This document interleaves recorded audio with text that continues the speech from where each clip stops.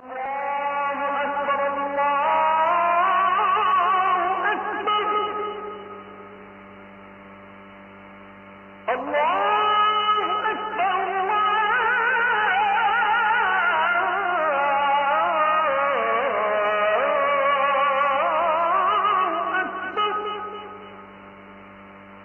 মানুষ দাবি করে আল্লাহর গোলাম, আসলে আল্লাহর গোলাম না।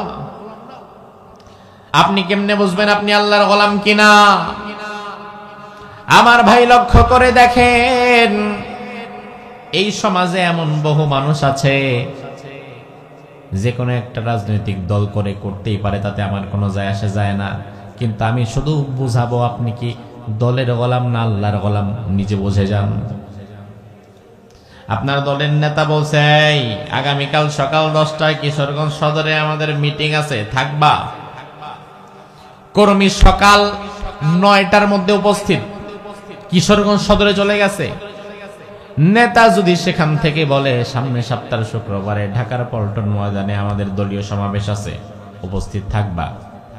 কর্মী পরের শুক্রবারে সব কাজকর্ম ফালায়া ঢাকার মিটিং এ যোগ দেয়, এমন কর্মী আছে দাদাই। নেতা যদি সকাল 10টায় ডাকে, কর্মী সকাল 10টায় হাজির। নেতা যদি রাতের 10টায় ডাকে, কর্মী রাতের 10টায় হাজির। নেতা যদি দিনে ডাকে, কর্মী দিনে হাজির। নেতা যদি রাতে ডাকে, কর্মী রাতে হাজির। নেতা যেখানে যখন ডাকে, কর্মী সেখানে চলে যায়। এবার আল্লাহ রাব্বুল আলামিন, আপনি যার গোলাম, আপনার মালিক আপনারে ফজরের সময় একবার ডেকে বলে, ও বান্দা, সালাতু খায়রুম মিনান নাওম, আয় নামাজের দিকে আয়। আপনি গেলেন না। আবার জোহরে ডেকে বলে, বান্দা হাইয়া আলাস সালাহ, আয় আয় নামাজের দিকে আয়। আপনি গেলেন না। আবার আসরে ডাকে, আপনি তাও গেলেন না। মাগরিবে ডাকে, তাও গেলেন না। এশার সময় আল্লাহ বলে, বান্দারে আমি না তোর মালিক, তুই না আমার গোলাম, আয় একটা সেজদা দিয়ে যা। আপনি এশার সময়ও গেলেন না। ফজর জোহর আসর মাগরিব এশা এক ওয়াক্ত নামাজও পড়ে না, এমন মানুষ আমাদের সমাজে আছে না নাই?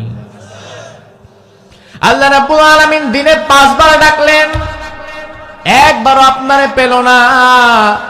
আর আপনার নেতা যখন যেখানে ডাকে আপনারা সেখানে পায়। নেতা যদি কিশোরগঞ্জে যেতে বলে আপনি কিশোরগঞ্জে যান। নেতা যদি ঢাকায় যেতে বলে আপনি ঢাকায় যান। নেতা যদি দিনের 10টায় ডাকে আপনি দিনের 10টায় হাজির। নেতা যদি রাতের 10টায় ডাকে আপনি রাতের 10টায় হাজির। আপনার নেতা যখন যেখানে ডাকে আপনারা সেখানে পায়। আর আপনার আল্লাহ তাআলা দৈনিক 5 বার আপনারা ডাকে আপনারে পায় না। আপনি বুঝে নিবেন আপনি আল্লাহর গোলাম না, আপনি আপনার দল আর নেতার গোলামে পরিণত হয়ে গেছেন। মান ক্বারা আয়াতাল কুরসি ফি দুবুরি কুল্লি সালাতিন মাকতুবা লাম ইয়ামনাহু মিন দুখুলিল জান্নাতি ইল্লাল মাউত। দুনিয়ার কোন ঈমানদার বান্দা যদি 5 ওয়াক্ত নামাজের পরে আয়াতুল কুরসি পাঠ করে, জোরে কোন কি পাঠ করে? বিশ্বনবী বললেন, আয়াতুল কুরসি যদি আমার কোন উম্মত 5 ওয়াক্ত ফরজ নামাজের পরে পড়তে পারে, তাহলে লাম ইয়ামনাহু মিন দুখুলিল জান্নাতি ইল্লাল মাউত, মৃত্যুর সাথে সাথে আল্লাহ তাআলা জান্নাতটাকে তার বাড়ি বানায় দিবে। কোরআনে কারীমের এমন ফজিলতপূর্ণ আয়াত আমি আর পাই নাই। একটা আয়াতের উপর আমল করবেন, জীবন উজালা হয়ে যাবে। এই আয়াতটা 5 ওয়াক্ত ফরজ নামাজের পরে তেলাওয়াত করবেন। মৃত্যু ছাড়া, রাসূল বলেন, মৃত্যু ছাড়া ওই বান্দার জান্নাতে যেতে আর কোনো বাধা নাই। মৃত্যু হচ্ছে না এজন্য তো জান্নাতে যাচ্ছে না, মৃত্যু হলেই জান্নাত। আবু হুরায়রা রাদিয়াল্লাহু আনহু বলেন, বুখারীর হাদিস, ওয়াক্কালানি রাসূলুল্লাহ সাল্লাল্লাহু আলাইহি ওয়াসাল্লাম বিহিফযি যাকাতি রমাদান। মদিনার বাইতুল মালে একবার অনেক টাকা পয়সা, স্বর্ণ মুদ্রা, খাদ্যদ্রব্য জমা হয়ে গেল, যাকাতের অর্থ। রাসূল আবু হুরায়রাকে ডেকে বললেন, আবু হুরায়রা, এই বাইতুল মালটা তুমি দেখাশোনা করবা, পাহারাদার হবা। আবু হুরায়রা বললেন, ঠিক আছে, কখন পাহারা দিব? রাত্রেবেলা পাহারা দিবা। ঠিক আছে। প্রথম রাত আবু হুরায়রাকে নিয়োগ করা হয়েছে বাইতুল মালের সিকিউরিটি গার্ড হিসাবে, যেন কেউ এখান থেকে কোনো দ্রব্য চুরি করে নিয়ে যেতে না পারে। আবু হুরায়রা বলে, আমি পাহারা দিতে দিতে রাতের একটা পর্যায়ে ভাবলাম, সারা রাত পাহারা দিয়ে বসে বসে কাটাবো, দরকার কি? তাহাজ্জুদের সময় চলে যাচ্ছে, 2 রাকাত তাহাজ্জুদের নামাজ পড়ে নেই, কারণ তাহাজ্জুদের নামাজে মুমিনের প্রশান্তি আছে না নাই? আল্লাহ বললেন, ওয়া মিনাল লাইলি ফাতাহাজ্জাদ বিহি নাফিলাতাল লাক আসা আইয়াবাসাকা রাব্বুকা মাকামাম মাহমুদা। তাহাজ্জুদের নামাজ এমন নামাজ, এই নামাজ যাই পড়বে তার মর্যাদা যিনি বাড়িয়ে দিবেন তিনি কে? আবু হুরায়রা বলে, আমি তাহাজ্জুদের নামাজে দাঁড়িয়ে গেলাম, আল্লাহু আকবার বলে। কিছু সময় পরে দেখি বাইতুল মালের গেটের দরজাটা খুলে কে যেন ভিতরে ঢুকে গেছে। আমার কানে আওয়াজ আসছে। আমি দ্রুত নামাজ শেষ করলাম। তার কারণ এই মুহূর্তে আমার নামাজের চাইতে ওই চোরটাকে ধরা দরকার, কারণ রাসূল আমাকে ওই কাজে নিয়োগ দিয়েছে। আবু হুরায়রা বলে, আমি নামাজ শেষ করে ভেতরে যেতে যেতে দেখি সে তার বস্তার মধ্যে খাদ্যদ্রব্য 1 বস্তা ভরে ফেলছে। আমি হাতে নাতে ধরে ফেললাম, এই বাইতুল মালে চুরি করতে এসেছিস? কত বড় দুঃসাহস! রাসূলের দরবারে তোকে নিয়ে যাব সকালবেলা। এবার চোর কান্নাকাটি শুরু করে দিয়েছে আবু হুরায়রার কাছে, আবু হুরায়রা আমাকে মাফ করে দাও। ওয়ালিয়া হাজাহ ওয়া আলাইয়া আয়াল, ইন্নী ফাকির, আমি অসহায় গরীব, আমার প্রয়োজন, আমার পরিবার প্রয়োজন না খেয়ে আছে। আবু হুরায়রা, তুমি যদি আজকে আমাকে না ছাড়ো, আমার পরিবার পর্যন্ত না খেতে পেরে মরে যাবে। আবু হুরায়রা রাসূলের সাহাবী, তো রাসূলের সাহাবীদের মনটা স্বাভাবিকতই নরম ছিল। কেমন ছিল? নরম, অল্পতে গলে যেত। আহারে অসহায় বেচারা, ঠিক আছে, তবে আর কিন্তু কোনোদিন চুরি করবা না, অসম্ভব, আর জীবনে কোনোদিন চুরি করবো না, আজকের মতো খালি বিদায় দাও। আবু হুরায়রা, ঠিক আছে তুমি চলে যাও, বাকিটা আমি দেখব। কারণ আবু হুরায়রা চিন্তা করতেছে, এই চোরে যে আমি মাফ করে দিলাম, ছেড়ে দিলাম, কেউ তো আর দেখে নাই, সিসি ক্যামেরাও নাই, কেউ জানবেও না, আমি কাউকে বলবো না। ফজরের নামাজ আবু হুরায়রা মসজিদে নববীতে চলে গিয়েছে। ফজরের ইমাম হচ্ছেন মুহাম্মদ সাল্লাল্লাহু রাসূল ইমাম। ফজরের নামাজ শেষ করে আল্লাহর হাবিব আবু হুরায়রাকে ডেকে বললেন, আবু হুরায়রা দাঁড়িয়ে যাও। হাজার হাজার সাহাবীর মধ্য থেকে আবু হুরায়রা দাঁড়িয়ে গিয়েছে। আল্লাহর হাবিব বললেন, আবু হুরায়রা, আইনা আসিরুকাল বারিহা, গত রাতে বাইতুল মালে একজন চোর আসার কথা ছিল, ওই চোরটা কোথায়? ওই চোরকে আমার কাছে হাজির করো। সুবহানাল্লাহ কইবেন না? রাসূল কি ওখানে উপস্থিত ছিলেন? না। আবু হুরায়রা বলে, সর্বনাশ, হেড অফিসে খবর দিল কি? ইয়া রাসূলুল্লাহ, চোর আসছিল কথা ঠিক, আপনি জানছেন কেমনে? রাসূল বললেন, আমার আল্লাহ তাআলা আমাকে জানিয়ে দিয়েছে। জানছেন ভালো কথা, কিন্তু চোরটাকে তো আর হাতে পাবেন না, কারণ অনেক অসহায় গরিব, আমি দয়া করে মায়া করে তাকে ছেড়ে দিয়েছি। রাসূল, আপনিও মাফ করে দেন। তবে হ্যাঁ, সে কথা দিয়েছে আর কোনোদিন এই চৌর্য বৃত্তিতে সে আসবে না, এই চুরি সে আর কোনোদিন করবে না। রাসূল বলে, তাই নাকি? আমিও তোমারে বললাম সে আজকে রাত্রে আবার আসবে। আচ্ছা, দ্বিতীয় রাতে যদি আসে, আবু হুরায়রা কি আর ছাড়বে? আবু হুরায়রা রাদিয়াল্লাহু আনহু দ্বিতীয় রাতে অ্যালার্ট, যে রাসূল বলছে নাকি চোর আসবে। দ্বিতীয় রাতে আর সহজে নামাজে দাঁড়াচ্ছে না, রাতের অর্ধেকটা পার হয়ে গিয়েছে। আবু হুরায়রা চিন্তা করেছে, এখন আর আসার সম্ভাবনা নাই, কারণ এখন আসলে চোর আবার ঘরে যাবে কখন? দিন হয়ে যাবে। আবু হুরায়রা আবার নামাজে দাঁড়িয়ে গিয়েছে। কিছু সময় পরে আবার কানের মধ্যে আওয়াজ আসলো, বাইতুল মালের গেটটা খুলে কে যেন ঢুকে গেছে, তালাও ভেঙে ফেলছে। আবু হুরায়রা নামাজ পড়ে আবার গেলেন, হাতে নাতে তাকে ধরলেন, ধরে বললেন, আরে বেয়াদব, তুই তো গত রাতের সেই চোর। আবার আজকে আসলি, তোর তো আর আসার কথা ছিল না, তবে আজকে আর তোরে আমি ছাড়বো না। বিশ্বনবীর দরবারে তোকে আজকে আমি নিয়ে যাব। চোর আজকে আবার কান্নাকাটি করে, আবু হুরায়রা, আমি আল্লাহর নামে কসম করে বললাম, আজকে যদি তুমি আমায় ছেড়ে দাও আমি আর কোনোদিন আসবো না। আবু হুরায়রা, গত রাতে যা নিয়ে গেছি সব খায় ফেলাইছে, আজকে আরো কিছু লাগবে, আর কোনোদিন আসবো না, ছেড়ে দাও। আবার কান্নাকাটি, হাত পা জড়ায়া কান্না কাইটা শেষ। আমাদের দেশের নির্বাচনের নেতারা যেমনি মাঝে মাঝে ভোট টোট চায়, 8-10 বছর চুরিদারি করে আবার জনগণের সামনে আইসা শুধু জনসভায় দাঁড়ায় একটা কান্না করে দেয়, আর আমাদের মন নরম হয়ে যায়, চিন্তা করে দে দে আরেকবার দে, এবার বোধহয় ভালো হয়ে যাবে। ওই চোর ওই রকম হয়ে গেছে। আবু হুরায়রা চিন্তা করছে, না রে, এতবার যেহেতু হাত পা জড়ায় ধরে বলতেছে, তাইলে বোধহয় এবার আল্লাহর ওলি ফুলের কুলি হওয়া ছাড়া আর কোনো উপায় নেই, এবার ভালো হয়েই যাবে, আমি নিঃসন্দেহে বলতে পারি। আবার ফজরের নামাজে আবু হুরায়রা চলে গেলেন। ফজরের নামাজের পরে বিশ্বনবী আবার আবু হুরায়রাকে দাঁড় করিয়ে বললেন, আবু হুরায়রা দাঁড়িয়ে যাও, আইনা আসিরুকাল বারিহা, তোমার ওই চোর বন্ধু কোথায়? ইয়া রাসূলুল্লাহ, আজকে আসছিল, তবে আজকে এমন ভাবে সে তওবা করছে, আল্লাহর কসমও করছে আর জীবনে আসবে না, আপনি নিশ্চিত থাকেন, আজকের মতো তাকে মাফ করে দিছি। কারণ আজকে যদি তাকে নিয়ে আসতাম তার পরিবারটা অসহায় হয়ে যেত। ইয়া রাসূলুল্লাহ, রাসূল বললেন, আচ্ছা 2 দিন মাফ করছে আবু হুরায়রা, আর আসবে না? কয় না, আমি বললাম আজকে রাত্রে আবারও আসবে, এইবার আসলে ওরে ফাঁসি না দিয়ে হয় 3য় রাত। রাসূল বলে আবার আসবে, আবার রাসূল বলেছে আসবে, তাহলে আসবে, কারণ রাসূলের কথা মিথ্যা হতে পারে না। 3য় রাত চলমান, আজকে আবু হুরায়রার চোখে আর ঘুম নাই, আজকে নামাজও দাঁড়াবো না, নামাজে দাঁড়াই আর তুমি এদিক দিয়ে লাভবাইক, দরকার নাই। 3য় রাতে স্ট্রং পজিশনে পাহারা দিচ্ছে। পাহারা দিতে দিতে গভীর রাত, তো আপনি দেখবেন আপনাদের কিশোরগঞ্জ বাজারে যেখানে দোকানপাট বেশি, সেখানে রাতে কিছু সিকিউরিটি গার্ড থাকে, নাইট গার্ড থাকে, যারা দোকান টোকান পাহারা দেয়।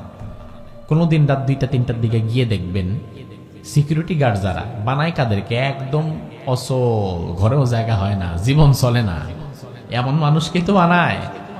রাত 2টা-2:30টার দিকে গিয়ে দেখবেন এরাও ঝিমাইতে ঝিমাইতে পড়ে যায়। মোটামুটি সামনের দিক দিয়ে চোর 8-10 কোটি টাকা চুরি করে নিলেও বলতে পারবে না, সকালবেলা নিজের অস্তিত্ব যে ঠিক থাকে এটাই বেশি, যে আমারে তো নেয় নাই অন্তত। আবু হুরায়রা পাহারা দিতে দিতে ঝিমুনি ধরে গেছে। এমন সময় কানে আওয়াজ এসেছে যে আবার কেউ না কেউ ঢুকছে। ঢুকে দেখে ওই চোর। এবার বলছে, আজকে তোরে আর কোনোভাবেই ছাড়বো না, তুই যা খুশি তাই বল, আজকে তোরে ছাড়বই না, রাসূলের দরবারে নিয়ে যাবো। চোর এবার বলে, আবু হুরায়রা শান্ত হও, আজকে তুমি অনেক রাগী, আমি বুঝতে পারছি।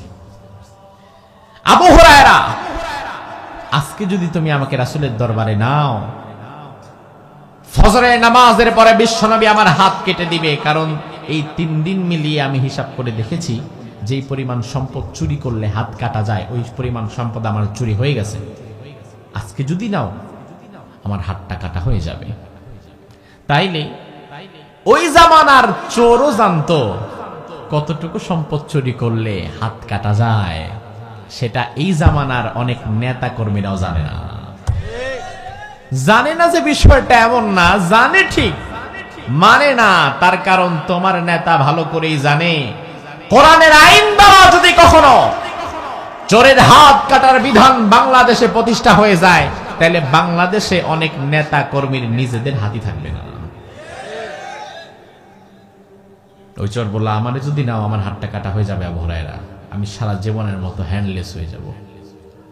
এর চেয়ে বড় বিষয়, আমি জানি তুমি আজকে আমার কোনো কথা বললেও ছাড়বা না, তবে আমি যদি তোমাকে এমন একটা দোয়া শিখিয়ে দেই, যে দোয়াটা তুমি পাঠ করলে সারা রাত আল্লাহর রহমতের ফেরেশতারা তোমাকে পাহারা দেবে, সারা রাত আল্লাহর রহমতের ফেরেশতারা তোমাকে পাহারা দেবে, এমন একটা দোয়া যদি শিখাই, তাইলে ছাড়বা?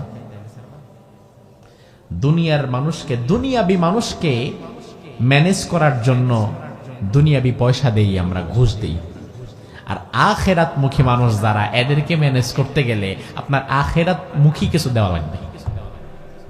ওই চোর জানে দুনিয়ার কোন সম্পদে আবু হুরায়রার মন গলবে না, তবে এমন এক ঔষধ দিব, দেখি আবু হুরায়রা কি করে। আবু হুরায়রাকে বললে এমন একটা দোয়া আমার জানা আছে, ওই দোয়াটা যদি শেখাই সারা রাত রহমতের ফেরেশতা তোমার পাহারা দিবে, কেউ কোন শয়তান তোমার কোনো ক্ষতি করতে পারবে না। আবু হুরায়রা চিন্তা করলো, এত দামি দোয়া আসলেই তুমি জানো? হ্যাঁ জানি। কোথায় চুরি করো কেন? এত ভালো দোয়া কালাম তুমি জানো? আচ্ছা ঠিক আছে, সত্যি এমন দোয়া জানা আছে? হ্যাঁ জানা আছে। তো শিখাও। শেখাবো অবশ্যই, তবে শর্ত একটা, আমাকে ছেড়ে দিতে হবে। আর তুমি রাসূলের সাহাবী, দোয়া শেখার পরে বলবা দরকার নাই ছাড়বো না, এটাও হবে না। আবু হুরায়রা কথা দিলেন যে আমি ছেড়ে দেবো, যাও রাসূলের সাথে যে বোঝা পড়া এটা আমি করব, তুমি আগে দোয়াটা আমাকে শেখাও। এবার ওই চোর আবু হুরায়রাকে বলছে, আবু হুরায়রা তুমি যখন ইদা ওয়াইতা ইলা ফিরাশিক ফাকরা আয়াতাল কুরসি, তখন সারা দিনের সব কাজ শেষ করে বিছানার মধ্যে যাবা, বিছানায় পিঠটা লাগাবা ঘুমানোর জন্য, ওই সময় তুমি যদি একবার আয়াতুল কুরসিটা তেলাওয়াত করতে পারো, সারা রাত রহমতের ফেরেশতা আল্লাহ তাআলার হুকুমে তোমার পাহারা দিয়ে রাখবে। আবার দিনের বেলা যদি একবার পড়তে পারো, সারা দিন তোমার পাহারা দিয়ে রাখবে ফেরেশতারা। সুবহানাল্লাহ। এই কথা বলার পরে আবু হুরায়রা আয়াতুল কুরসি শিখে নিলেন, চোরকে ছেড়ে দিলেন। পরের দিন মসজিদে নববীতে বিশ্বনবী আবার দাঁড় করে বললেন, আবু হুরায়রা আজকের চোর কোথায়? আবু হুরায়রা বলে, ইয়া রাসূলুল্লাহ চোরকে ছেড়ে দিয়েছি, যত শাস্তি আপনি আমারে দেন আমি মাথা পেতে নেব, কিন্তু আমি এমন এক সম্পদ উপার্জন করেছি চোরের কাছ থেকে, যে সম্পদ পড়লে নাকি সারা রাত আমার ফেরেশতা পাহারা দেবে। আল্লাহর হাবিব বললেন, কি সেটা? আবু হুরায়রা বলে, ইয়া রাসূলুল্লাহ সে আমাকে জানিয়েছে সেটা নাকি আয়াতুল কুরসি। বিশ্বনবী এবার বললেন, ও আবু হুরায়রা, এই চোর চূড়ান্ত মিথ্যাবাদী হতে পারে, তবে তোমারে গত রাত্রে যে আমল শিখিয়ে দিয়েছে এই আমলের মধ্যে কোনো মিথ্যা নাই, যা শিখাইছে এটা ডেফিনেটলি সত্য। আবু হুরায়রা করলে যাক, তাহলে বাঁচলাম, তাহলে অন্তত জাল টাকা তো দেয় নাই, এখন ঘুষের টাকা এরপর যদি আবার জাল হয় তাহলে তো জীবন শেষ। যাক, আমল যেটা দিছে এটা তো কাজে তো লাগছে। রাসূল বলেন, আবু হুরায়রা তুমি কি জানো ওই চোরের আসল পরিচয় কি? বলেন না, ওই চোরকে তো আগে কখনো মদিনার আশেপাশে দেখিও নাই। রাসূল বললেন, যাকা শয়তান, ওই চোরটাই হচ্ছে মূলত ইবলিস, শয়তান। মানুষের বেশ ধরে চোরের আকৃতিতে সে চুরি করে চলে গিয়েছে, তুমি যদি তাকে ধরে নিয়ে আসতে পারতা তাহলে আমরা এখানে তাকে বেঁধে রাখতাম। তুমি যেহেতু ছেড়ে দিয়ে আয়াতুল কুরসি শিখে জাস্ট, আর তো দেখা যাবে না, সে আর আসবেও না, তবে তার কাছ থেকে আয়াতুল কুরসির আমলটা তুমি শিখে নিতে পারছো। সুবহানাল্লাহ। আমার ভাই, আয়াতুল কুরসি এমন একটা আয়াত, যে আয়াতের ফজিলাত এত বেশি, যে আয়াত পড়ার কারণে আল্লাহ তাআলা আপনারে জান্নাত দিয়ে দিবেন। ওই আয়াতুল কুরসি, কুরসি মানে কি? হ্যাঁ, কেউ জানেন কুরসি মানে কি? চেয়ার। স্বাভাবিকত আরবিতে কুরসি, এটা কুরসি, এটা কুরসি। আপনার ঘরে যে সোফা চেয়ার ওটাও কুরসি, তবে আয়াতুল কুরসির মাঝে যেই কুরসি এটা কিন্তু আল্লাহ তাআলার সিংহাসন কিংবা চেয়ার নয়। মুফাসসিরগণ বলেন, আয়াতুল কুরসির কুরসি মানে হচ্ছে আল কুরসিয়্যু মাওদিউ কদামাই, আমার মহান আল্লাহ তাআলার পা রাখার যে জায়গাটা, ওই পাদানির নামটাই হচ্ছে কুরসি। আল কুরসিয়্যু মাওদিউ কদামাই, কুরসি মানে আবার এটা না যে আল্লাহ যেখানে বসে ওটার নাম বোধহয় কুরসি, না। আর রহমানু আলাল আরশি ইস্তাওয়া, আল্লাহ আছেন আরশে। আল্লাহ কোথায়? জোরে বলেন। আর আল্লাহ যেখানে পা রাখে ওই পা রাখার জায়গার নামই কুরসি। আয়াতুল কুরসির কুরসি মানে মাওদিউ কদামাই, মাওদিউ কদামির রহমান, আল্লাহর পা রাখার জায়গা। জোরে কোন, কি রাখার জায়গা? আল্লাহর পা রাখার জায়গা কত বড় হবে, কত বড় হবে! আমার আল্লাহ যত বড় তত বড়। আমার ভাই, কুরসির আয়তন কত? আল্লাহর হাবিব হাদিসের মধ্যে বললেন, মাল কুরসিয়্যু ফিল আরশি ইল্লা কাহালকাতিন মুলকাতিন ফি ফালাতিন মিনাল আরদ। কুরসি এত বড়, কুরসির আয়তন যদি আপনাকে বোঝাতে হয় সহজে, গোটা আসমান জমিন একত্র করলে এটাকে যদি একটা আংটির মতো বানিয়ে দেয়া হয়, আরো ভালো করে বোঝেন, গোটা পৃথিবীতে একটা বিশাল মরুভূমি আছে, ওই মরুভূমির নাম সাহারা মরুভূমি। কি মরুভূমি? সাহারা মরুভূমি। মরুভূমিতে কি থাকে? বালু আর বালু। সাহারা মরুভূমি কত বড়? বাংলাদেশের চাইতেও বড় একটা মরুভূমি, এই দেশের চেয়ে বড়। 92 লাখ বর্গ কিলোমিটার হচ্ছে সাহারা মরুভূমির আয়তন। 92 লাখ বর্গ কিলোমিটার। সেখানে বাংলাদেশের আয়তন হচ্ছে 1,47,570 বর্গ কিলোমিটার। অর্থাৎ বাংলাদেশের চাইতে আয়তনের দিক থেকে সাহারা মরুভূমি 62 গুণ বড়। জোরে কোন কত গুণ বড়? এবার দেখেন রাসূল আল্লাহর কুরসি বুঝাবেন উম্মতকে। এবার বুঝেন, তাহলে এবার সাহারা মরুভূমির আয়তন যেহেতু বুঝছেন, এবার আপনার জন্য সহজ হবে। রাসূল বলেন আল্লাহর কুরসি কত বড় জানো? সাহারা মরুভূমির মধ্যে তোমরা যে হাতের মধ্যে আংটি পরো, এই আংটি, ছোট্ট একটা আংটি সাহারা মরুভূমির মধ্যে নিক্ষেপ করলে গোটা মরুভূমির তুলনায় ওই আংটিটা যতটা ছোট হবে, আসমান জমিন সব একত্র করলে আল্লাহর কুরসির তুলনায় এটা তার চেয়ে বেশি ছোট হবে। মাথায় ধরছে?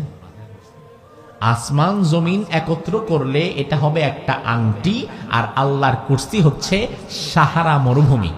বিশাল সাহারা মরুভূমির মধ্যে ছোট্ট একটা আংটি যতটা ছোট, আল্লাহর কুরসি পা রাখার ওই পা দানির কাছে আসমান জমিনটা তার চেয়ে বেশি ছোট। আর ওই আসমান জমিনে আমরা আছি, জমিনের একটা অংশে আমরা আছি। আবার রাসূল বলেন তাহলে আরশ কত বড়? আসমান জমিনের চেয়ে কুরসি যত বড়, আবার কুরসির তুলনায় আল্লাহ যেখানে আছে ওই আরশ আরো বেশি বড়, আর সেখানে আমার রব আছে। আল্লাহ রাব্বুল আলামিন আয়াতুল কুরসির শুরুটাই করলেন আল্লাহর সবচেয়ে পছন্দের নাম দিয়ে।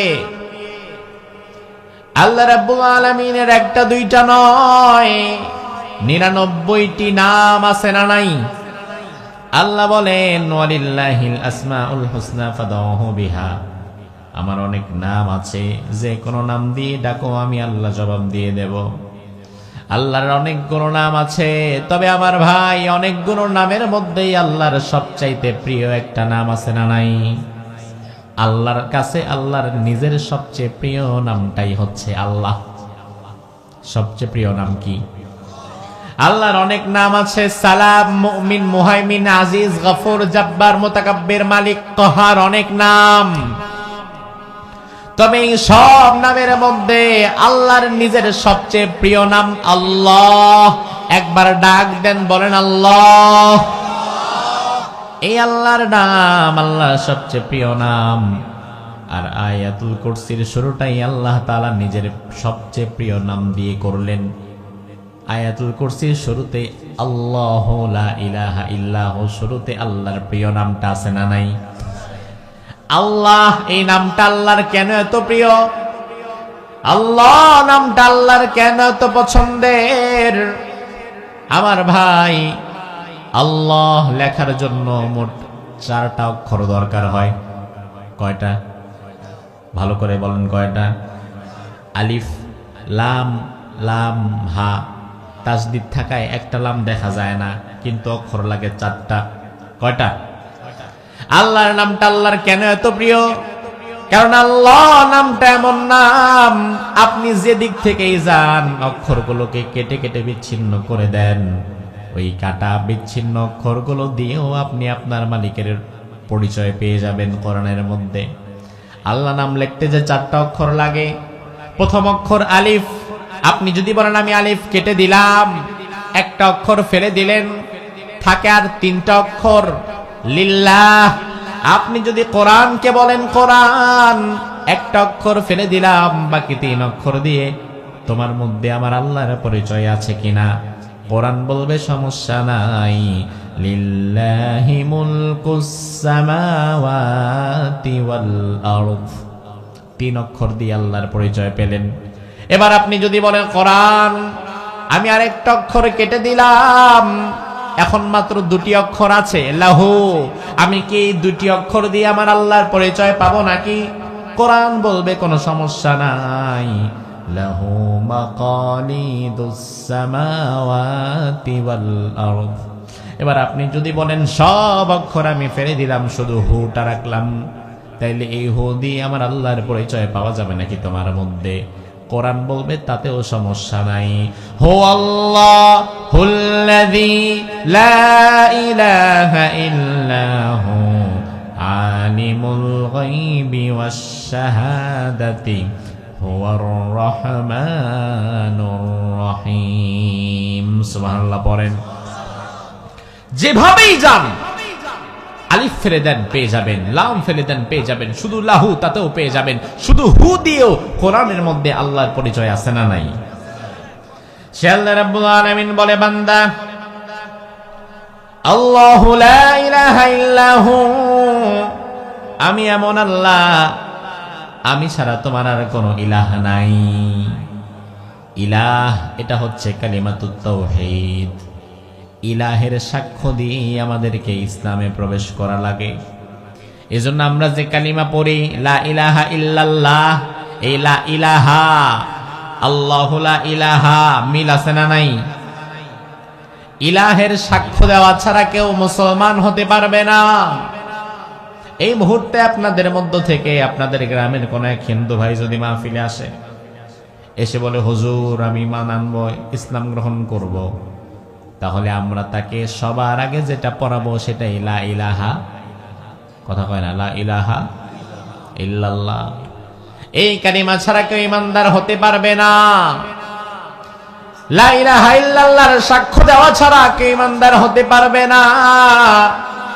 আল্লাহ বললেন আল্লাহু লা ইলাহা ইল্লাহু, আমি এমন আল্লাহ, আমি ছাড়া তোমাদের আর কোনো ইলাহ নাই। আল্লাহ ছাড়া আমাদের কোনো ইলাহ আছে নাকি? জোরে কোন। ইলাহ মানে কি? মুফাসসিরগণ বলেন আল ইলাহ হুয়াল্লাযী ইউলাহু আই ইউবাদু ওয়া ইউতা।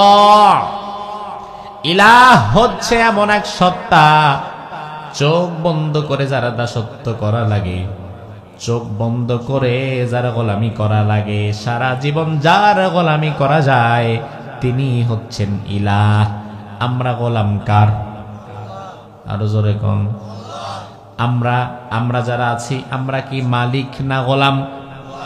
আপনি নিজেরে কি মনে করেন? যেটা মনে করেন সেটাই জবাব দিবেন। আপনি কি নিজে নিজের মালিক নাকি গোলাম? আপনার একজন মালিক আছে না নাই? মালিককে, ও ভাই আমার, আপনি যদি নিজেকে গোলাম দাবি করেন, গোলাম যদি আপনি নিজেরে মনে করেন, তাইলে গোলামের মতো চলা লাগবে। গোলাম যদি মনে করেন, তাইলে গোলাম কিন্তু কখনো স্বাধীন থাকে না, গোলাম থাকে তার মনিবের পরাধীন। আল্লাহ রাব্বুল আলামিন যদি আপনার মালিক হয় আর আপনি যদি গোলাম হন, তাইলে নিজের মন মতো চলতে পারবেন না, চলা লাগবে কার ইচ্ছায়।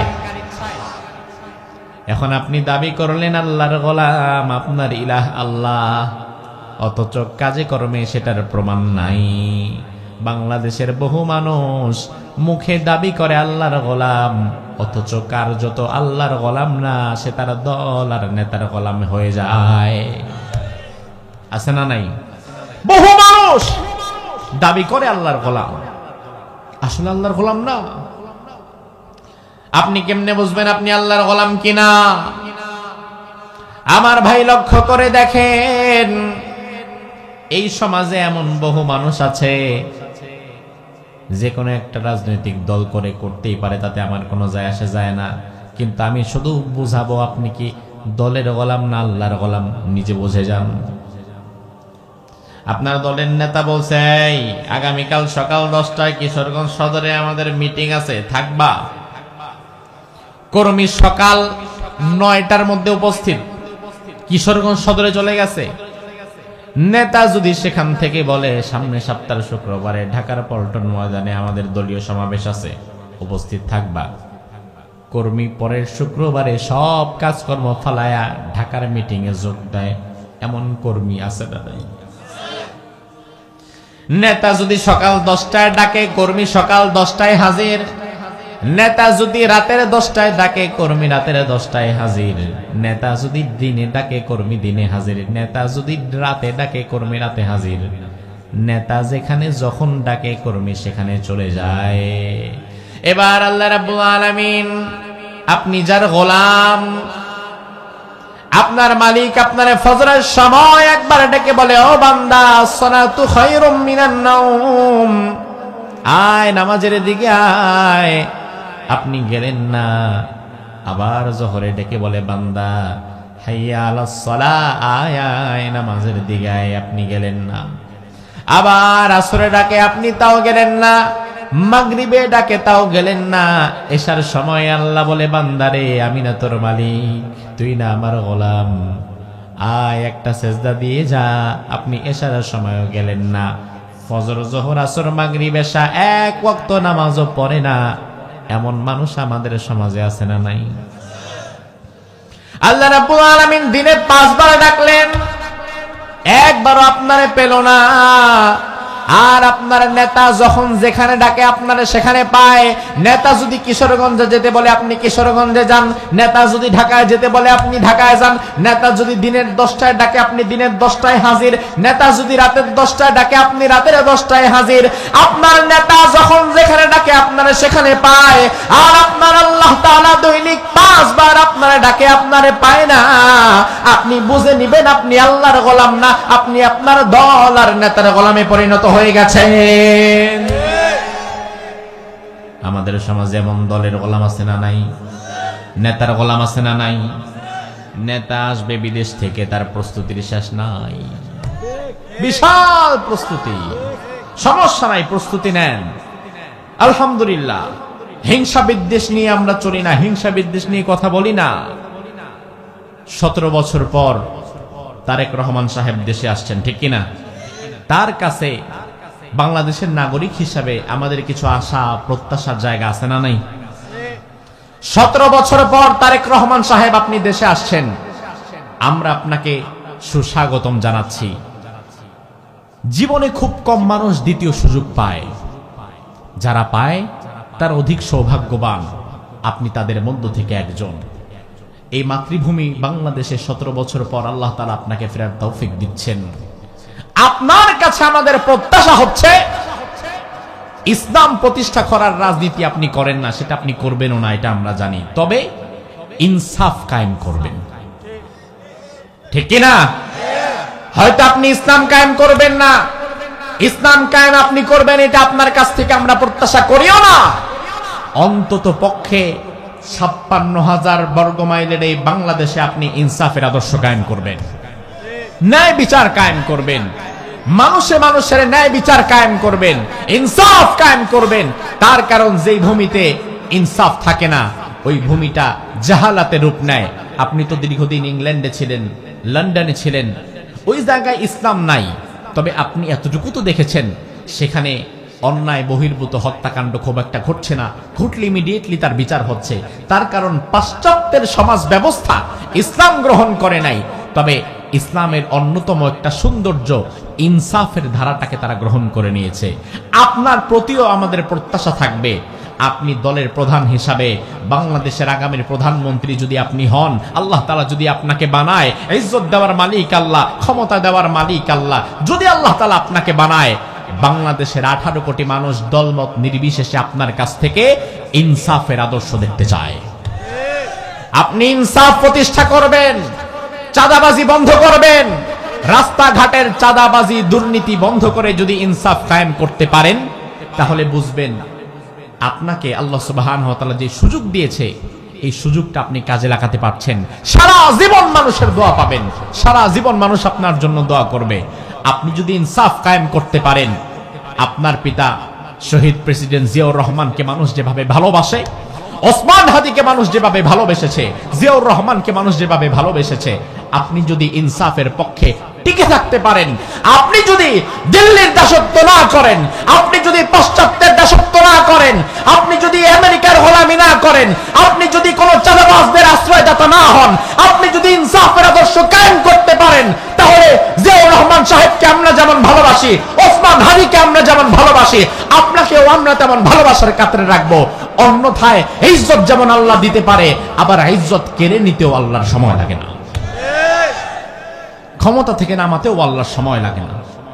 এই জন্য আমরা বাংলাদেশের সব রাজনৈতিক দলের নেতাদের কাছে ইনসাফের আদর্শ দেখতে চাই। ইনসাফ কায়েম করবেন, ন্যায় বিচার প্রতিষ্ঠা করবেন, বিপরীত পক্ষের উপরে কখনো জুলুম করবেন না, ঠিক কিনা? আমার ভাই আল্লাহ রাব্বুল আলামিন বললেন, আল্লাহু লা ইলাহা ইল্লাহু, আমি আল্লাহ ছাড়া তোমার কোনো ইলাহ নাই। তাইলে আমার ভাইরা জবাব দেন, আমাদের ইলাহ কয়জন? তিনি কে? আর আল্লাহ আমাদের মালিক, আমরা সেই মালিকের গোলাম। মালিকের গোলাম যদি হতে হয়, তাইলে গোলাম কোনোদিন নিজের মন মতো চলে না, গোলাম চলে তার মালিকের মন মতো। মালিক বলবে যা করতে, গোলাম তা করবে।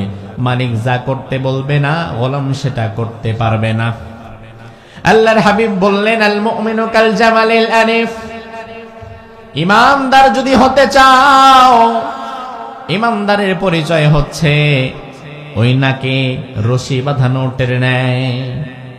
আরব দেশের মানুষ ১৫০০ বছর আগে উটকে কন্ট্রোল করতে হিমশিম খেয়ে যেত। একজন মালিকের আন্ডারে উট রাখা ছিল ৫০টা ১০০টা। তবে উট যদি ১০০টা হয়, রাখাল ১০০টা রাখা সম্ভব নয়। উট ১০০টা, সেখানে রাখাল থাকতো ২, ৪, ৫ জন। তাইলে প্রতিজন রাখালের কাছে ১০টা ২০টা করে উট থাকতে হইতো। আমার ভাইরা জবাব দিবেন, স্বাভাবিকত শক্তি বেশি কি উটের না মানুষের? কথা হয় না? অবশ্যই উটের, কারণ মানুষ উটের পিঠে চড়ে, উট কোনোদিন মানুষের পিঠে চললে পাওয়া যাবে? আল্লাহর হাবিব বলেন, তোমরা হবা উটের নাকে রশি বাঁধানো উটের মতো। তার মানে হচ্ছে ১৫০০ বছর আগের মক্কার যে ওই লোকগুলো বাজার থেকে উট কেনার পরে উটকে যেন কন্ট্রোল করা যেত, উটের নাক ছিদ্র করে দিত। উটের নাক ছিদ্র করে রশি বেঁধে এরপরে রশিটা ধরায় দিত রাখালের হাতে। উট যতই শক্তিশালী হোক, উটের নাক তো আর শক্তিশালী না, নাক তো নরম। এই জন্য রশির আংটা থাকতো উটের নাকে, আর রশির আরেক আল থাকতো রাখালের হাতে। এবার ওই রাখাল রশিটা নিয়ে যেত যেই দিকে, উটটারেও যাওয়া লাগতো সেই দিকে। রাখাল যদি ডানে যায়, উটটা ডানে যায়। রাখাল যদি বামে যায়, উটটা বামে যায়। রাখাল যদি দাঁড়ায়, উটটা দাঁড়ায়। রাখাল যদি বসে, উটটাও বসে। কারণ উটটা ভালো করেই জানে আমার রাখালের হাতে আমার নাকের রশি। এবার রাখাল যদি ডানে যায় আর আমি যদি বামে যাই, তাইলে আমার নাকটা ছিঁড়ে যাবে। আল্লাহর হাবিব বললেন, দুনিয়াতে যারা ইমানদার দাবি করবে, তাদের পরিচয় ওই নাকে রশি বাঁধানো উটের ন্যায় হওয়া লাগবে। ইমানদার দাবি করার পরে আল্লাহ রাব্বুল আলামিন তোমার নাকের মধ্যে ইমানের রশি বাঁধায় দিয়েছে, তোমার জীবনের মধ্যে ইমানের রশি ঢুকিয়ে দিয়েছে, তোমার জীবনের মধ্যে আল্লাহ ইসলাম ঢুকিয়ে দিয়েছে। ইসলামে প্রবেশ করার পরে, ইমানদার দাবি করার পরে এখন আর মন মতো চলতে পারবা না। এখন তোমার আল্লাহ চলতে বলবে যেই দিকে, তোমার চলা লাগবে সেই দিকে। তোমার আল্লাহ তোমাকে নামাজ পড়তে বলবে যেইভাবে নামাজ পড়া লাগবে সেভাবে, রোজা রাখতে বলবে যেভাবে রোজা রাখতে হবে সেভাবে, যাকাত দিতে বলবে যেভাবে যাকাত দেওয়া লাগবে সেভাবে, পরিবার চালাতে বলবে যেভাবে পরিবার চালাতে হবে সেভাবে। নামাজ পড়ে কপালে দাগ ফেলে দিয়েছে হাজী সাহেব মানুষ, অথচ নিজের যুবতী মেয়েটা পর্দায় চড়ে না, নিজের বউটাও পর্দা করে না। এমন নামাজি আছে না নাই? নামাজ পড়তে পড়তে কপালে দাগ ফেলে দিয়েছে, অথচ নিজের স্ত্রী সন্তানকে পর্দা করাতে পারে না। দায়ুস, আল্লাহর দরবারে দায়ুস হওয়া লাগবে। আর দায়ুস যে ব্যক্তি, সে জান্নাতের সুঘ্রাণও পাবে না। এই নামাজ আপনার কি কাজে আসবে যদি আপনার স্ত্রী সন্তান বেপর্দায় চলে? ওসমান হাদির থেকে শিক্ষা নাও। ওসমান হাদির স্ত্রী থেকে শিক্ষা নেওয়া দরকার এই জামানার অনেক মহিলাদের। পর্দা কাকে বলে? এই যে গোটা বাংলাদেশের মানুষ ওসমান হাদিকে নিয়ে এত মাতামাতি, এত নিউজ, এত কিছু, সব কিছু হওয়ার মধ্য দিয়ে ওসমান হাদির স্ত্রী এক মুহূর্তের জন্য মিডিয়ার সামনে আসেনি। অথচ কিছুদিন আগে আমরা দেখলাম আমাদের এক ভাই ইসলামিক স্কলার, তার স্ত্রী তার বিরুদ্ধে প্রকাশ্যে ফেসবুক লাইভে এসে যাচ্ছে তাই অভিযোগ করছে। অভিযোগ স্বামীর ব্যাপারে আপনার থাকতেই পারে, ওটা দুনিয়ার মানুষকে জানায় আপনার লাভ কি? আমাদের সমাজের অনেক নারীরা দেখবেন নিজের স্বামীর দোষগুণ পাশের বাড়ির বেডির সাথে গল্প করতে করতে বলে, আছে না নাই? আজব বিষয়। আল্লাহ বললেন হুন্না লিবাসুল লাকুম ওয়া আনতুম লিবাসুল লাহুন, তোমরা একে অপরের পোশাক। পোশাকের কাজ কি? পোশাকের কাজ হচ্ছে দোষ গোপন করা, সৌন্দর্য প্রকাশ করা। ধরেন আমার বুকের মধ্যে এই জায়গায় গর্ত আছে, চামড়া উঠে গেছে, দেখতে খারাপ দেখা যায়, কিন্তু আমি যখন পোশাকটা পরলাম, পোশাক পরার পরে কিন্তু আর ওই খারাপ জায়গাটা দেখা যায় না। এখন পোশাক পরার পরেও যদি আমার দোষ গুণ প্রকাশ পেয়ে যায়, তাইলে বোঝা লাগবে পোশাক তার ঠিক কাজটা করে নাই। স্বামীর দোষ গুণগুলো বাহিরের মানুষের কাছে প্রকাশ করে দেওয়ার মধ্যে কোনো বরত্ব নাই, বরং এতে গুনাহ হয়। তা আমাদের অনেক নারীরা স্বামীর দোষগুণ মানুষের কাছে হরহামেশাই বলে, যেটা অনুচিত, নাফরমানি করে। ওসমান হাদির স্ত্রীকে দেখো, অবাক হয়ে গেলাম। এত কিছুর মধ্য দিয়ে স্বামীর বিষয়ে মিডিয়ার সামনে একটা টু শব্দটা করে নাই। আহারে, শেষ মুহূর্তে ওসমান হাদির লাশটা যখন এসেছে, শেষবারের মতো নিজের স্বামীকে দেখার জন্য স্ত্রী আসছে, সেখানে শত শত মিডিয়ার ক্যামেরা দাঁড়ানো, ওই নারীর একটা সিঙ্গেল পিকচার পর্যন্ত নিতে পারে নাই। তাকে পর্দার আড়াল করে আনা হয়েছে আর পর্দার সহিত নিয়ে যাওয়া হয়েছে। ওসমান হাদির একটা 8 মাসের বাচ্চা আছে।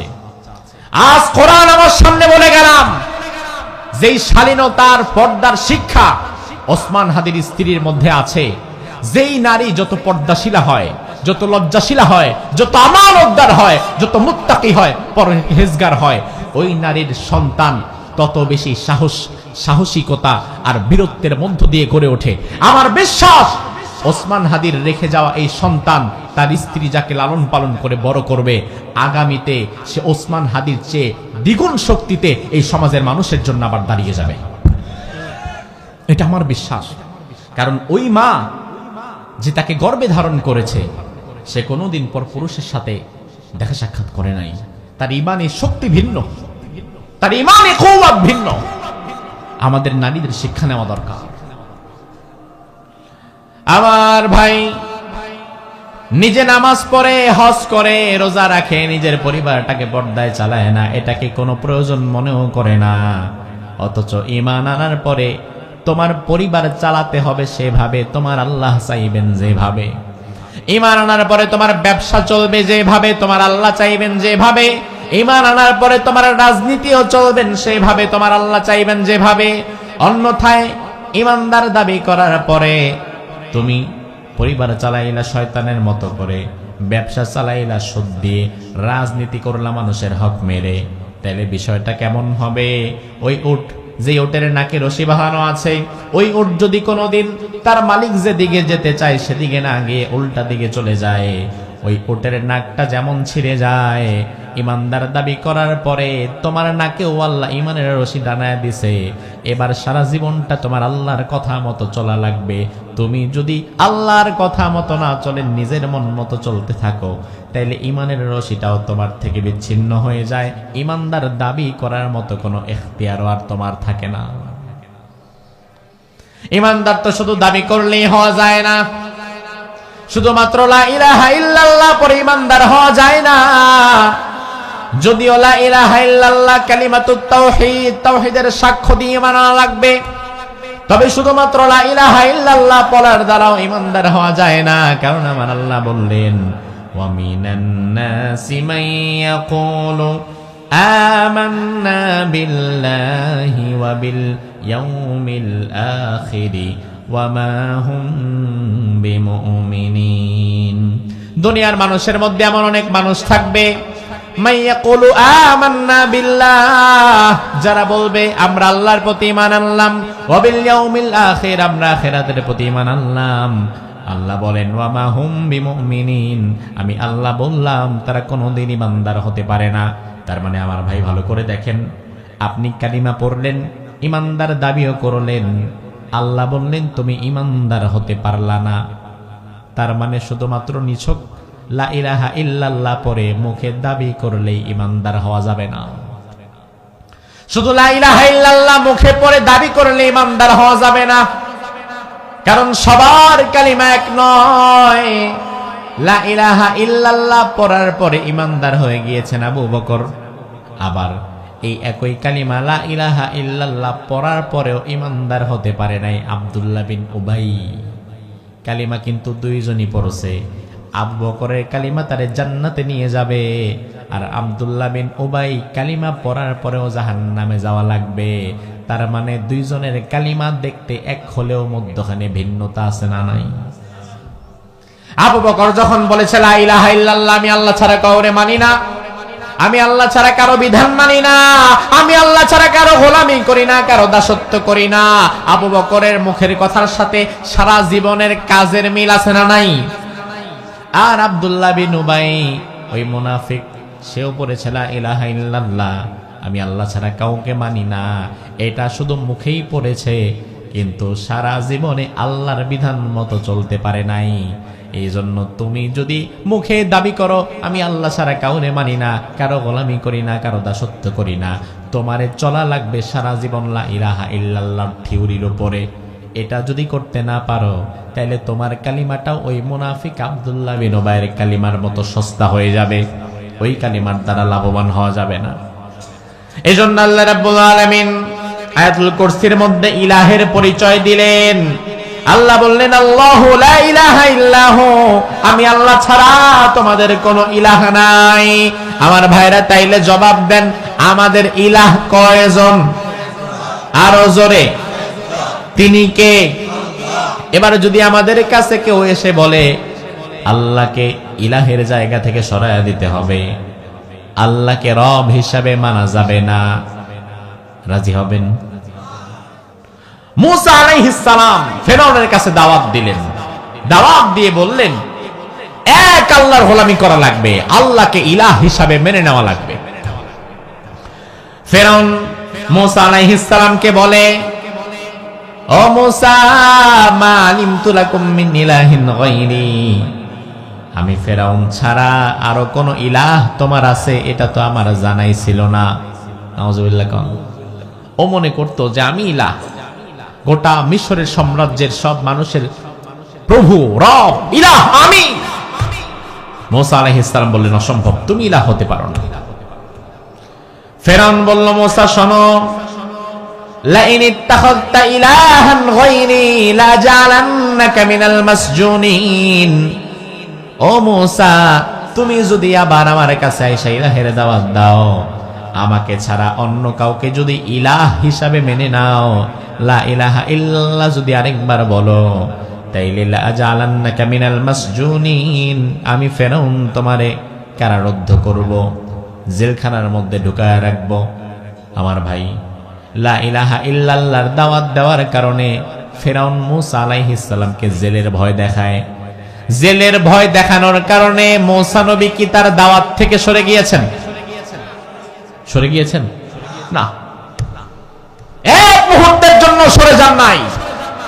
আজ আমি আপনাদেরকে আরেকবার প্রশ্ন করি, আমাদের ইলাহ কে? আমাদের রব কে? মালিক কে? এই মুহূর্তে এই সাক্ষ্য যে আপনারা দিলেন, এখন তো আলহামদুলিল্লাহ সমস্যা নাই। আপনি যদি আল্লাহকে রব হিসাবে দাবি করেন, আল্লাহর নাম বলেন, কোনো সমস্যা নাই। কিন্তু আল্লাহ না করুক, বাংলাদেশের পরিস্থিতিও যদি কোনোদিন ওই মিশরের জালিম ফেরাউনের সময়কার মতো হয়ে যায়, আর আমাদের মাথার উপরে ফেরাউন নমরুদের মতো কোন জালিম যদি অস্ত্র রাখে, আমাদেরকে যদি জেলের ভয় দেখায়, অস্ত্রের ভয় দেখায়, ফাঁসির ভয় দেখায়, আর আমাদেরকে যদি বলে আল্লাহ ছাড়তে হবে, ইসলাম ছাড়তে হবে, কোরআন ছাড়তে হবে, আল্লাহকে রব হিসাবে আর মানা যাবে না, ওই কঠিন মুহূর্তে অস্ত্রের সামনে দাঁড়িয়ে, মৃত্যুর মুখে দাঁড়িয়ে কারা কারা বলতে পারবো আমার রব আল্লাহ? আল্লাহ সুবহানাহু ওয়া তাআলা কবুল করুক, বলি আমিন। আমার ভাই, রবের সাক্ষ্য মুসা আলাইহিস সালাম এক মুহূর্তের জন্য ছাড়ে নাই, আমরা ছাড়বো না। ইলাহের সাক্ষ্য থেকে তিনি পিছু হটে যান নাই, আমরাও হাঁটবো না। আল্লাহ রাব্বুল আলামিন এরপরে বললেন, আল হাইয়ুল কাইয়ুম, আমি আল্লাহ এমন আল্লাহ, আমি চিরঞ্জীব, আমি চিরস্থায়ী, আমি আল্লাহ সব কিছুর নিয়ন্ত্রক।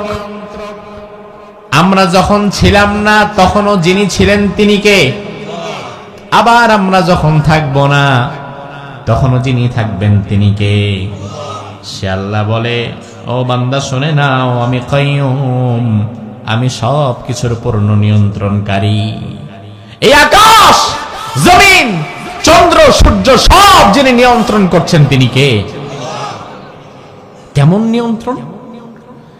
দুনিয়ার বিজ্ঞানীরা বলে আল্লাহ কেমন নিয়ন্ত্রণ করে দেখেন। সূর্য ঠিক যেই জায়গা থেকে আমাদেরকে আলো দেয়, বিজ্ঞান বলে সূর্য যদি কোনোদিন তার এই জায়গা থেকে 1 সেন্টিমিটারের নিচের দিকে নেমে আসতো, সারা পৃথিবীর সাথে সাথে ব্লাস্ট হয়ে যেত গরমে। আবার সূর্য যদি কোনোদিন তার ওই জায়গা থেকে 1 সেন্টিমিটার উপরের দিকে চলে যেত, সারা পৃথিবী বরফ হয়ে জমে যেত, দুনিয়ার মানুষ বাঁচতে পারত না। তাইলে সূর্যকে এমন জায়গায় আমার আল্লাহ রেখে দিয়েছেন, এক বিন্দু নিচে নামলে আগ্নেয়গিরির মতো পৃথিবী ব্লাস্ট হবে, আবার উপরে গেলে আমরা বরফ হয়ে যাব। ঠিক যে জায়গায় দরকার সে জায়গায় রেখেছে। বিজ্ঞান বলে সূর্যের বয়স 460 কোটি বছর। 460 কোটি বছরের সূর্য 460 কোটি বছর যাবত ঠিক আগের মতোই আলো দেয়, এক জায়গায় ঘূর্ণায়মান। এই 460 কোটি বছর ধরে সূর্যটাকে একই জায়গায় যিনি ঘোরাচ্ছেন, যিনি নিয়ন্ত্রণ করছেন তিনি কে? এরপরে আল্লাহ রাব্বুল আলামিন বলে, বান্দা আমি এমন আল্লাহ, লা তাখুযুহু সিনাতু ওয়ালা নাওম, আমার কোনো ঘুম নাই, আমার কোনো তন্দ্রাও নাই, আমার কোনো ঝিমনিও নাই। কেন আল্লাহর ঘুম নাই? তার কারণ কি?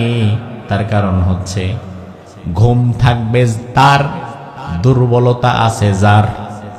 যার দুর্বলতা নাই তার ঘুমেরও কোনো দরকার নাই। আমাদের ঘুম কেন আসে? সারাদিন কাজ করেছেন, সন্ধ্যার দিকে দেখবেন যেমনই আসে, রাত এখন 12টা যেমনই আসে। কারণ কি? কারণ সারাদিন কাজ করেছেন, শরীরটা দুর্বল। আবার যদি 2-4-5 ঘন্টা ঘুমান, ফজরের পরে দেখবেন আবার আরেকটা দিন কাজের শক্তি ফিরে পাবেন। আমাদের দুর্বলতা আছে বিধায় আমাদের ঘুম আসে। আমার ভাই জবাব দিবেন, আল্লাহর কি কোনো দুর্বলতা আছে? কথা বলেন। তার মানে আমাদের আল্লাহর ঘুমের কোনো দরকার নাই। মুসা আলাইহিস সালাম আল্লাহরে বলে, আল্লাহ আপনি কি আসলে ঘুমান না? আল্লাহ কয়, না ঘুমাই না। তো আপনি না ঘুমায় থাকেন কেমনে? আমি তো থাকতে পারি না। কাল্লামাল্লাহু মুসা তাকলিমা, মুসা আলাইহিস সালাম সরাসরি কথা বলতেন কার সাথে? তুরে সাইনা, জাবালে তুর, যে পাহাড়, ওই পাহাড় থেকে তিনি কথা বলতেন। আমি রমাদানে ছিলাম মিশরে, কায়রো থেকে প্রায় 800 কিলোমিটার দূর ওই পাহাড় তুরে সাইনা, ওই পাহাড়ে গেলাম। যে পাহাড়ে দাঁড়িয়ে মুসা আলাইহিস সালাম সরাসরি আল্লাহ তাআলার সাথে কথা বলেছেন। আল্লাহরে বলে, আল্লাহ আপনি আসলেই ঘুমান না? আল্লাহ বলে, না। আপনি না ঘুমায় কেমনে থাকেন? আর আপনি ঘুমাইলে ক্ষতি কি? একটু ঘুমানো তো যায়। আল্লাহ বলে, ঘুমাইলে ক্ষতি কি? এই জবাবটা কালকে নাও। এক কাজ করো, মাটির 2টা পাত্রে গ্লাসে 2 গ্লাস পানি নিয়ে রাত্রে দাঁড়াবা, সারা রাত দাঁড়িয়ে থাকবা, সকালবেলায় গ্লাস 2টা নিয়ে আমার কাছে আসবা। এরপরে জবাবটা দিব যে আমি কেন ঘুমাই না। মূসা আলাইহিস সালাম চলে গেলেন, মাটির দুটি পাত্রে পানি ভরে এবার তিনি দাঁড়িয়ে রইলেন। কতক্ষণ দাঁড়ানো যায়? কিছু সময় পরে যখন ঝিমুনি আসছে, মাটির গ্লাস টাস করে পড়ে ভেঙে গেছে। সকালবেলা মূসা আলাইহিস সালাম আল্লাহর দরবারে খালি হাতে চলে গেছে। আল্লাহ বলে, মূসা খালি হাতে কেন? গ্লাস কই? পানি কই? কয় গ্লাসও নাই, পানিও নাই। কি হয়েছে? ভেঙে গেছে। আল্লাহ বলে, মূসা এবারও তুমি শুনে নাও, ছোট্ট একটা রাত আর ছোট দুইটা গ্লাস নিয়ে তুমি যদি দাঁড়ায় থাকতে না পারো, ঘুম আসার কারণে তোমার গ্লাস যেমন পড়ে ধ্বংস হয়ে গেছে, গোটা আকাশ এবং জমিনের নিয়ন্ত্রণ আমি আল্লাহ করি, চন্দ্র সূর্যের নিয়ন্ত্রণ আমি আল্লাহ করি, কুল কায়নাতের সব নিয়ন্ত্রণ আমার করা লাগে। আমি আল্লাহ যদি এক মুহূর্তের জন্য ঘুমায় যাই, তাহলে গোটা আকাশ এবং জমিনটাও তো মোসা ধ্বংস হয়ে যাবে। আল্লাহু আকবার। এজন্য আল্লাহ বললেন, লা তাখুযুহু সিনাতু ওয়ালা নাওম, আমার কোনো ঘুম নাই, তন্দ্রাও নাই। ইহুদিরা একবার এসে বিশ্বনবীকে বলল, ইয়া রাসূলুল্লাহ সিফ লানা রাব্বাক, আপনি আপনার রবের পরিচয় দেন। ইমাম বাগাবী রাহিমাহুল্লাহ তিনি তার তাফসীরে লিখেছেন, নাযালাত হাযিহিল আয়াহ, এই আয়াত নাযিল হয়েছে তখন লাম্মা খালাল ইয়াহুদ লি রাসূলিল্লাহ, ইহুদিরা যখন রাসূলের দরবারে এসে বলছে, ইয়া মুহাম্মদ সিফ লানা রাব্বাক, হে মুহাম্মদ আপনার আল্লাহর পরিচয় দেন, আপনার আল্লাহ কেমন, তিনি খায় না, তিনি ঘুমায় না, তার কি কি দরকার, এগুলোর একটু পরিচয় দিয়ে দেন। ফাআনজালাল্লাহু তাআলা আয়াতুল কুরসি, ওই মুহূর্তে আল্লাহ তাআলা আয়াতুল কুরসি নাযিল করে জানিয়ে দিলেন, লা তাখুযুহু সিনাতুন ওয়ালা নাওম, আমার কোনো ঘুমও আসে না, আমার কোনো তন্দ্রাও আসে না। সুবহানাল্লাহ। এরপরে আল্লাহ রাব্বুল আলামিন বলেন, লাহু মা ফিস সামাওয়াতি ওয়া মা ফিল আরদ, আকাশ এবং জমিনে যা আছে তার মালিক কে? আরো জোরে কোন? একমাত্র মালিক আল্লাহ। আল্লাহ যেহেতু আকাশ এবং জমিন সব কিছুর মালিক, তাইলে এই আকাশ এবং জমিন চলবে একমাত্র কার কথায়? বাড়িওয়ালা যিনি থাকে, ওই বাড়িতে মোটর ছাড়া হবে কখন? ওই বাড়িতে দরজা দিয়ে প্রবেশ করা যাবে কখন? রাত কয়টার পরে দরজা বন্ধ করা যাবে? এই আইন কানুনগুলো কি ভাড়াটিয়া বানাবে না বাড়িওয়ালা বানাবে? তাহলে বাড়িওয়ালা বানাবে, তার কারণ তিনি বাড়ির মালিক। তাহলে আমরা তো জমিনের মালিক না, জমিনের মালিক কে? আমরা সেই জমিনে থাকি মাত্র ভাড়াটিয়া। এখন আমরা যদি জমিনের মালিক না হই, তাইলে জমিন কিভাবে চলবে, কোন আইনে চলবে, কোন নীতিতে চলবে, ওইটা আমরা ঠিক করব নাকি ওইটা মালিক ঠিক করবে? পেশ লাগে তখন যখন গোলাম নিজে মালিকের জায়গা দখল করতে চায়, পেশ লাগে তখন যখন গোলাম মালিক হয়ে নিজের আইন বানাতে চায়। মান যাল্লাযী ইয়াশফাউ ইনদাহু ইল্লা বিইذনিহি, কে আছে এমন যে আমি আল্লাহর অনুমতি ব্যতীত শাফাআত করতে পারবা? সুপারিশ, আশ-শাফাআতু হক, সুপারিশ একটা সত্য বিষয়। কিয়ামতের দিন সুপারিশ নবীরা করবে, হাফেজে কোরআনরা করবে, শহীদরা করবে, এমন হাদিস আছে না নাই? কথা কয় না, আছে না নাই? আছে। এই জন্য দেখবেন এই সুপারিশের মার পেঁচে ফেলে অনেক ভণ্ড পীর আবার আমাদের ঈমান বিক্রি করে ফেলে, আমাদের ঈমান হাইজাক করে ফেলে, নষ্ট করে ফেলে। এমন অসংখ্য পীর আছে যারা দরবার খুলে বসে আছে, যাদের কাছে যাওয়ার পরে নামাজ কালামেরও দরকার হয় না, শুধু আপনি ওরসে যাবেন, গরু ছাগল দিবেন, পীর সাহেবের হাত পা টিকবেন, নিজের বউরও নিয়ে দিয়ে দিবেন, আর কিছু হাদিয়া তোফা দিবেন। ওই পীর সাহেব মুরিদকে স্বপ্ন দেখায়, কিয়ামতের দিন তোমারে পার করার দায়িত্ব আমার, সুপারিশের দায়িত্ব আমি নিয়ে নিলাম। এমন ভণ্ড পীর বাংলাদেশে আছে না নাই? আমি গত সপ্তাহে শরীয়তপুরে দেখে এসেছি এমন এক ভণ্ডের দরবার। সেজদা দিতে দিতে অবস্থা খারাপ, পাথর দুইটা নিয়ে রাখছে, হাজরে আসওয়াদের মতো দুইটা কালো পাথর নিয়ে রাখছে। ওই কালো পাথরে দেখি কেউ তেল দেয়, সরিষার তেল মাখে, কেউ এসে দুধ মাখে, ঘি মাখে, যার যা আছে এটা মাখে। এরপরে দান বাক্সে টাকা দেয়, দান বাক্সে টাকা দিয়ে এসে এই কালো পাথরটা দুর্গন্ধ হয়ে গেছে, কারণ একই জায়গায় ঘি, সরিষার তেল, মধু যা আছে সব মাখতেছে, বরকতি পাথর মনে করে। এইটা আবার দেখি পাশের দান বাক্স রাখা, ওখানে লেখা আছে এই পাথরের হাকিকত কি, এটা সাধারণ পাথর। এই পাথর বাবাজান কেবলা অমুক পাহাড় থেকে নিয়ে এসেছেন, এবং এই পাথরটা আনার সময় ছোট ছিল, এখন যত দিন যাচ্ছে এই পাথরটা আপনাদের ঘি, তেল আর মধু খায়া দিন দিন বড় হইতেছে। এবং আপনারা এই পাথরের পাশে মুক্ত হস্তে দান করে যা মনোবাসনা করবেন এই পাথর সেটা পূরণ করিবে। আমরা কিছু সময় থাকলাম, বেশি না, 10 থেকে 15 মিনিট, এর বেশি হবে না। এর মধ্যে দেখলাম 2, 4, 5টা লোক আসছে, মহিলা আসছে, পুরুষ আসছে। কেউ পাথরকে চুমা দেয়, কেউ পাথরকে সেজদা দেয়, আরেক পাগল আইসা দেখি পাথর চাটা শুরু করছে। চিন্তা করলাম আসল কাম তো তুই করতেছস, অন্তত কিছু ঘি আর তেল তো পেটে যাচ্ছে, আর বাকিদের তো কপালে এটাও নাই। আমার ভাই, শাফাআত, আশ-শাফাআতু হাক্কুন, শাফাআত সত্য বিষয়। তবে হ্যাঁ, আল্লাহর অনুমতি ব্যতীত কেউ সুপারিশ করতে পারবে না। শাফাআত করার ক্ষমতা আল্লাহ তাআলা যাকে দেবে, একমাত্র তিনি ছাড়া কেউ সুপারিশ করতে পারবে না। আল্লাহ তাআলা কোরআনে বলছেন, কুল লিল্লাহি শাফাআতু জামিআ লাহু মুলকুস সামাওয়াতি ওয়াল আরদ। সুপারিশ কেবলমাত্র একজন করতে পারেন, পুরা শাফাআতের মূল অথরিটি আল্লাহর। তবে ওয়ালা ইয়াশফাউনা ইল্লা লিমান ইরতাদা, আল্লাহ তাআলা যার প্রতি সন্তুষ্ট নন তার জন্য কেউ সুপারিশ করবে না। কেবলমাত্র আল্লাহ যার প্রতি সন্তুষ্ট, সুপারিশের অনুমতি আল্লাহ তাআলা তার জন্যই দিবেন। হাফেজে কোরআনরা সুপারিশ করবে, নবীরা করবে, সিদ্দিকগণ করবে, সালেহিনগণ করবে, শুহাদায়ে কেরাম করবে। তবে হ্যাঁ, আল্লাহ তাআলা যে বান্দার প্রতি সন্তুষ্ট থাকবেন, গ্রিন সিগন্যাল দিয়ে দিবেন, শুধুমাত্র তার জন্যই সুপারিশ করা যাবে, অন্য কারো জন্য নয়। এখন আপনি আল্লাহর সাথে সম্পর্ক খারাপ রেখে, আল্লাহর হুকুম বাদ দিয়ে, আল্লাহর হক নষ্ট করে, নামাজ কালাম বাদ দিয়ে যদি পীরের পায়ে গিয়ে পড়ে থাকেন আর ওই পাথরকে চাটা শুরু করেন, তাইলে আল্লাহ কি বান্দার প্রতি, ওই বান্দার প্রতি সন্তুষ্ট থাকে? আর আল্লাহ সন্তুষ্ট না থাকলে সুপারিশের মূল মালিক যেহেতু আল্লাহ, তিনি কি অনুমতি দিবেন? না। এজন্য আল্লাহ বলছেন, মান যাল্লাযী ইয়াশফাউ ইনদাহু ইল্লা বিইذনিহি, কে আছে এমন যে আমার অনুমতি ব্যতীত সুপারিশ করবে? তার মানে কেউ নাই যে আল্লাহর অনুমতি ব্যতীত সুপারিশ করতে পারবে। আল্লাহ সুবহানাহু ওয়া তাআলা সংক্ষিপ্ত আকারে অল্প সময়ে যে কথাগুলো বললাম, এই কথাগুলোর উপরে আমাদের আমল করার তৌফিক দান করুক। আমরা পড়ি আমিন।